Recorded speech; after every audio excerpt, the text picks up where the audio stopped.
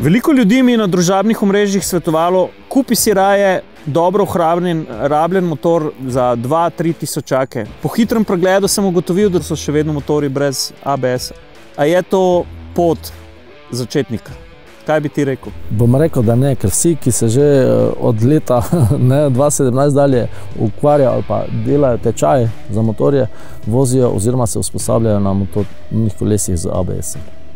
In ko se enkrat navadiš na to in če presedlaš na motor brez ABS-a, bo spet treba nekaj vaje. Ne rečem, da je zelo nevarno, samo govorimo o nekih situacijah, ki se lahko zgodijo vsakodnevno in v avtomobilu in na motorjih, takrat pa, ko pride do tega, bo najverjetneje blokada. Tako da tu bi moj nasvet, jaz nikako ne bi razmišljal več o motorju brez.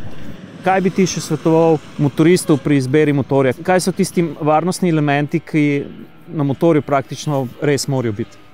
Vse osnova je ABS, potem iz tega pa gre vse. Tudi tehnologija že vedno bolj raste na motociklih, od pametnega oziroma Pro ABS-a, aktivnega, pa računalniki, ki merijo 6 parametrov ob ovinku, vožnje, zaviranje.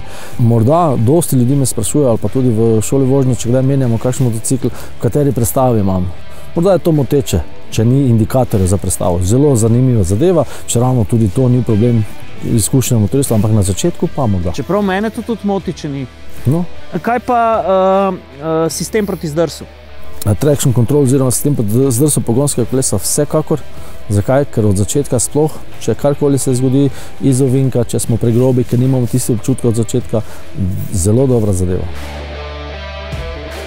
Pa še en zelo pomemben nasvet. Na motor vedno sedite primerno oblečeni in obuti. Morda bo kdo mislil, da imam navadne džins hlače. Pa niso, so motoristične. Ščitniki na kolenih, ščitniki na bokih in pa podložene s kevlerjem. Enako za moje čevlje, Darko pa ima tako najboljšo izbiro, se pravi motoristični škornj.